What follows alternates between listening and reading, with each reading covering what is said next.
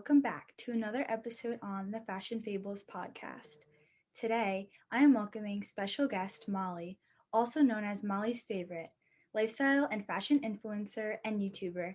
Molly, thanks for coming on. Hey, Olivia. Yeah, thank you so much for having me. I'm so excited to be here and doing this podcast with you. So let's get into it. So, Molly, if you could just tell me a little bit about yourself. Yeah, definitely. So I am 24 years old. I work as a marketing associate in the tech industry right now. Not my dream industry, but it works for now. I would love to work for marketing in the fashion industry and or beauty industry. I grew up in Massachusetts and I'm currently living in Connecticut. I've been living here for a couple months.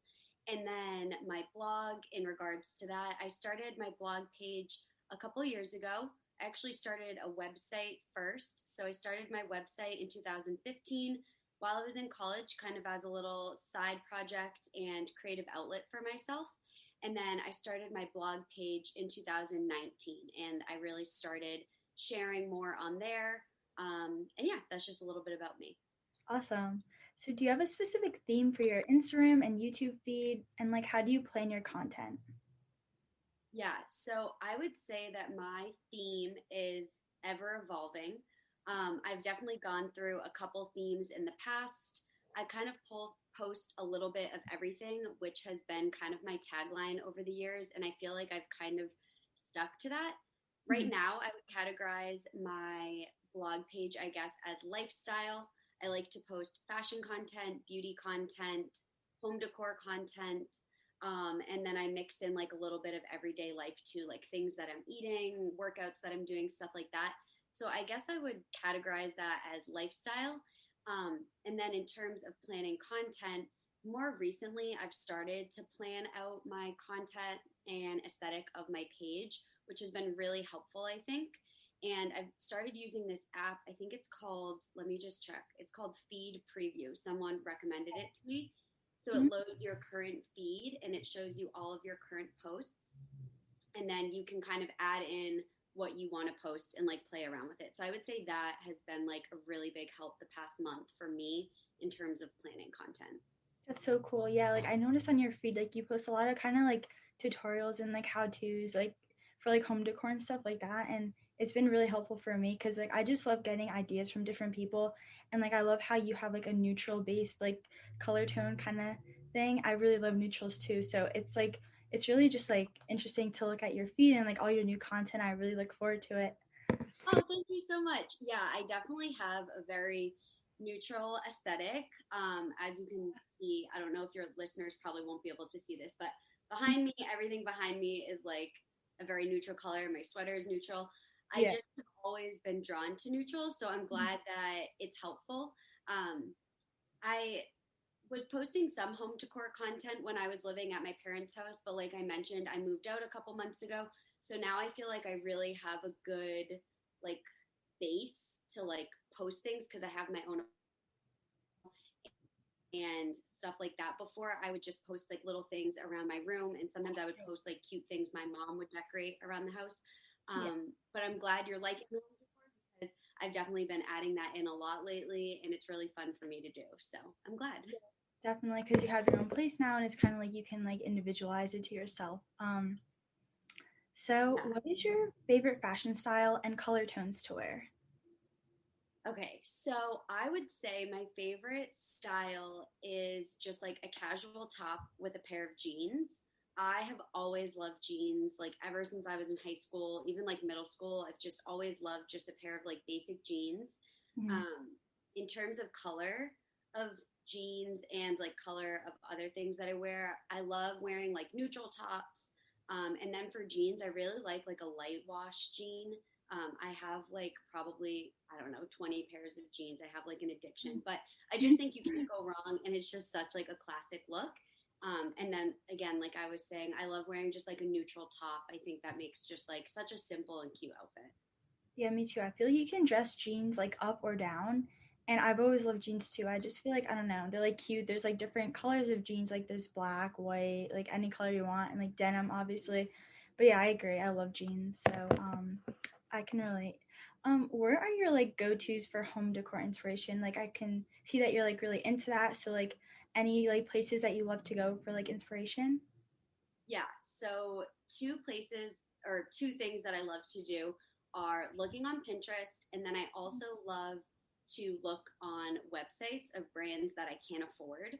Mhm. So brands like West Elm, Crate and Barrel, Rejuvenation Hardware, are all brands that have like awesome home decor pieces and furniture, but it's not in my budget to be buying that stuff. So usually what I do is I'll look on those types of websites for some inspo, just see what they're doing, what's kind of in style on those websites. I Mhm. also like to look on Pinterest. Usually on Pinterest, I'll search specific things like, let's say I was looking for like neutral pillows or something like that. Like I'll go into Pinterest and type that in. And then from there, after I've gotten my inspo from these different um, places, I will go to like Target or Home Goods and see if I can find something similar. I Mhm. will say for more like basic home decor items like vases or just like cute like objects that are like decor, you can usually find all that stuff at a way cheaper price and the items are going to be the same, if not super similar to what you're seeing online at these more expensive stores. I definitely have a couple things home decor wise that I've splurged on, but I try to keep it, affordable because that's what's in my budget personally. Yeah, no, totally. Like, it's obviously not in everyone's reach to go like spending like these thousands of dollars on like items when honestly like you can go to like a local store that I find that too that I can go like find inspiration somewhere, but when I'm actually like going to buy something I try to go to look in like a store that may have a similar thing for like a cheaper price and it's like just as nice quality material, you know what I mean? Because Yeah. yeah, it's just like unrealistic sometimes to buy like such expensive things and then you like find that you can find them somewhere else and it's just like it's good to know this stuff. So Yeah, no, I totally agree. And I just think with decor too, I'm someone who likes to switch out my decor pretty often. Like if I see something a couple seasons later or 6 months later or whatever, and I want to replace something. So I think buying the cheaper items, like you said, they're going to be pretty much the same quality. And moving into an apartment, I have realized how expensive furniture is. Like I never knew, I guess, how expensive stuff is. And then like you said, people will spend thousands and thousands of dollars on things. But again, I am only 24. I've only been out of college for a couple of years, so I have bills and things like that. So we try to keep it affordable. totally. If you could do anything, what would be your idea of just the perfect day? Okay, this is probably going to sound super lame, but I feel like my idea of a perfect day would be to like sleep in and like wake up, make a huge breakfast with like pancakes and fruit and like all that stuff. And then like take like a nice long shower. Randomly, I am like a huge shower person. I absolutely love showering. It's like my favorite thing. And then just like chill on the couch all day, eat some snacks, watch TV, have like a cup of tea or like a good coffee or something. But I feel like just like a nice chill day is like my idea of a perfect day because I feel like sometimes I'm so busy I don't get to like enjoy those moments too often. So I feel like that would be my idea. Yeah, same totally. Just like a rest day to like decompose and just like do whatever you want to do to like rejuvenate for like cuz like I have like a busy schedule too and I think that like those rest days are just so important to kind of just like recenter yourself cuz it can be like overwhelming and like stressful. So, no, that's not lame at all. I love that. Well, good. I'm glad you agree. When choosing what clothing to buy, do you find yourself buying something like as soon as you see it or do you hold off for a bit and just think about it? So I can go either way with this question because there's definitely been times where I will just kind of like go for it and splurge on something. I will say I rarely have buyer's remorse though. Usually, if I'm picking out something like more expensive or if I come across something that's pricier and it really stands out to me, I get like a feeling inside like, okay, I need to have this. I know I'm going to wear it all the time. I know I'm going to use it all Yeah. the time. So I feel like I'm pretty good at that, like judging whether I should make the purchase or not. With other things, though, especially with pricier items, like I said, that's only sometimes. I will do a lot of research and make sure I'm getting like the best deal, the best quality item for the price that I'm going to pay. Hmm. And a lot of times I'll find a cheaper option that's going to be just as good quality. Yeah. So I do try to like do my research, but every now and then I do end up splurging on something. I feel like a lot of people do that though. So Yeah, like it depends. Like if it's something that I really want and like I know I'm not gonna find it anywhere else, I'm like, okay, fine, like it's worth it. But like if I'm like unsure about it and like if I like hold off for a few days and then like never think about it again, then I'm like, okay, well then I just don't need this. You know what I mean? So I think it depends yeah, on the situation and just like how you're feeling about the item. But I know for me, like I always like I don't know, I feel like I want more than I actually need, and sometimes it's hard to kind of tell myself no. I don't know, it's like something I have to work on. yeah, yeah. No, I think with clothing too, like there's also some things that we'll always wear. So like I guess for example, like a pair of shoes, like if you're gonna buy a pair of shoes that's like practical and they're a little pricey, I feel like that's something you can justify and be like, okay, I'm gonna actually wear these like every Yeah. single day or every other day. And then I try to stay away from like the trendier items though because well at least splurging on them because I just feel like the trendy items they come and they go, and then in a couple months you've spent like $200 on something, and you're like, no one's wearing this anymore. This isn't in. So it's definitely a balance, though. You have to really, I think, before you make those big purchases, you have to like really say to yourself, like you said, like, okay, do I need this? Am I questioning it at all? Am I gonna want this in a couple days? I think sitting on it for a couple days is like a great idea Yeah. because then you have time to like really think it over and make sure that you want it. Yeah, I think the most important thing Yeah, is kind of like realizing if you're gonna use it or not. And then going back to the thing with like the trends, like I think that's so true. Because sometimes like something's like in and you're like, oh my God, like I want this, and then like a month later no one's wearing it and you're like it's just sitting there. And it's kind of just like, probably shouldn't have bought this. So yeah. I will say, like towards the end of the summer and during the fall, I like felt a lot of pressure, especially on Instagram. Just everybody compares themselves to other people and other accounts and other pages and what people are posting. And I definitely was like, and still am like big in like the little fashion blogging micro influencer community that's like in the Northeast area. I follow a lot of girls and they do an awesome job. They all have great pages.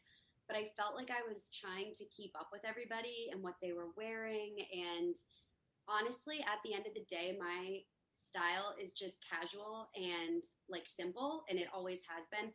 And I Yeah. felt like I was kind of reaching a little bit for some of the outfits I was putting together, and I just wasn't like confident in what I was posting.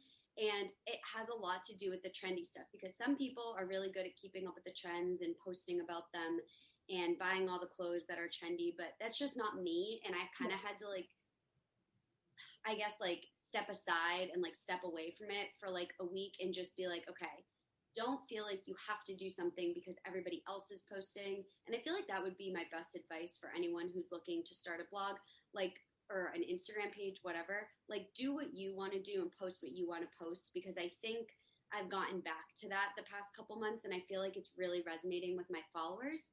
And that's all you want at the end of the day is you want to do something that you like. Yeah, no, exactly. It's so easy to like compare yourself on social media because there are so many accounts that, want to like gain their following and stuff like that. And like it's almost like sometimes I use like social media too much to the point where it's like unhealthy and it's kind of just like posting the things you want to post because like everyone is unique for a reason and like obviously no one person is the same and people want to see your differences in your content, you know what I mean? Like they don't want to just see the same thing. So I think it's really good that you kind of just like realize that this is who I am and this is the content I feel best posting about. Yeah, and just to speak to that quickly, how you said like we are spending so much time on social media, like this Yeah. past year especially, I have realized like how addicted to my phone I am and how much time I spend on my phone. And some days I just need to like take a step back and get off of Instagram and like stop sharing. And Yeah. everybody is unique, and I think that we all need to realize that. And I think that Instagram specifically and TikTok and all the other platforms that people are using nowadays are very oversaturated. So I think if you can find somehow to stand out, you're going to A, enjoy what you're doing a lot better, and B, have a better a better opportunity to connect with your followers on that unique thing that kind of sets you apart. I don't know if Yeah. that makes sense, but No, it definitely made sense. Yeah. I know. It's so true. I think just like continuing to be yourself, and the people who like are your true supporters will always constantly be there for you and support you. So, yeah. And what is like your best advice? How do you become the best version of yourself? so I would say to be the best version of yourself, I think you have to put yourself first. And by that, I mean making sure that you are healthy physically, you're healthy mentally. I feel like you can't go out there and support other people and love other people until you love and support yourself. Mm-hmm. And I think that that sometimes can translate into jealousy when you're not completely happy with yourself. And listen, being happy with yourself has been a journey for me. It's probably a journey for everybody. But I Yeah. think if you can just recognize when you're having a good day, when you're having a bad day, and you can differentiate those um, and give yourself grace, I think doing that and checking in with yourself allows you to be more open in your relationships and supporting other people and just being like the best version of who you are, so that you can be there for those people in your life as well as being there for yourself. I feel like something I've learned growing up has been like you have to kind of be your own best friend, in the sense that you have to know, like I was saying, you have to know when you're having a good day, you have to know when you're having a bad day. And I'm the type of person who does like to be surrounded by people and talk to my friends, whether it's through texting or FaceTime or calling them. But some days I just need like a break and I just need to like be by myself and just like reflect. And I feel like we need to normalize that more, normalize taking care of yourself and bettering yourself on your own. Sometimes you can better yourself better while you're on your own rather than when you're with somebody else. Yeah. And by that, I don't even just mean like being in a relationship. I just mean like physically, just like separating yourself. If you live at home, like going to your bedroom, I always do that when I'm at my parents' house. Like I go to my bedroom because I'm like, I need 5 minutes to just like think by myself for a second. So I Yeah. think just recognizing those things about yourself and bettering yourself for your own self is the best way to kind of attack that. That like what you were saying before, how like you can't love anyone else if you don't love yourself first. Like I think that's so true. And like that's like something that I always keep in the back of my mind. Just kind of like I don't know. I feel like you know yourself best and you know how you're feeling. And I think like trusting your intuition and just if you don't feel up like it's like okay to say no too. I feel like sometimes there's always pressure to just say yes because I don't know, you just kind of feel like you have to in order to make someone else like not like mad at you or something, but like you do have to prioritize yourself and because like your mental health and physical health is everything is so important. And I think that if you do kind of just like listen to yourself more and just do things that make you happy, it's overall better for your well-being and can help you become the best version of yourself. I agree. And I think that when I was growing up, like I'm talking about like my middle school days would have been in like 2008, 2000, that time frame. And I feel like nobody talked about this. And even when I was in high school too, I graduated in like 2014.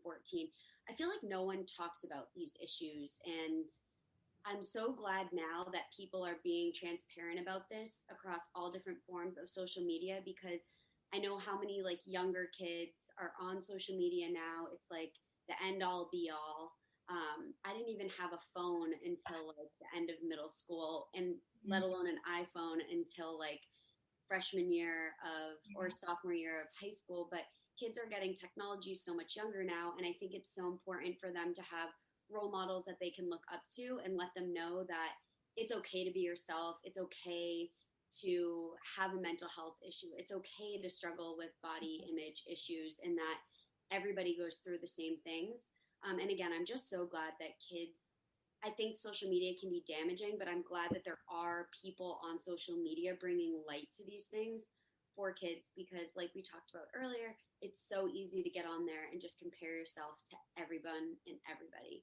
Um, and myself at the age of 24, I still do it. Like it never ends. You're always going to be comparing yourself. Yeah. And I'm not saying saying that's right, but it's just a natural human thing that we do. So, Yeah. yeah, I think, at the end of the day, you just have to make sure you're okay. And if you need to, seek help, whether it's talking to a professional and or just talking to a friend about how you're feeling, if you're feeling down, I think it's so important to just be open about it. Yeah, me too. Like it's okay to ask for help, and I'm glad that that is becoming more like, I don't know, just like not really popular, but just like more like open to speak about because it's important and it's like a real thing. And I'm also glad for the same reasons. So, finally, Molly, what are some ways that people can get in contact with you and just stay connected? Yeah, so I have an Instagram page like we've been talking about. It's at Molly's Favorites. So MOLLYS and then favorites. I know there's a couple ways to spell Molly. I'm also on TikTok and YouTube with the same name, Molly's Favorites. I should have links to those on my Instagram page. And then also, I guess probably wouldn't get any like brands on here. I don't know, maybe. But I also have an email, which is open to brand collaborations. Also, if anyone ever just needed like to reach out and chat with somebody, my email is just Molly's Favorites I'll start that over. Molly's Favorites blog at outlook.com. And I always say to my followers too, if you guys are ever going through something kind of like we were just talking about, my DMs are always open, not only for lifestyle, decor, fashion, but always just like as a friend as well. I always want people to see me as like a resource and like a helping hand rather than just like a page. Aw, thank you so much, Molly. Yeah, thank you so much, Olivia. This was so awesome. Thanks for having me.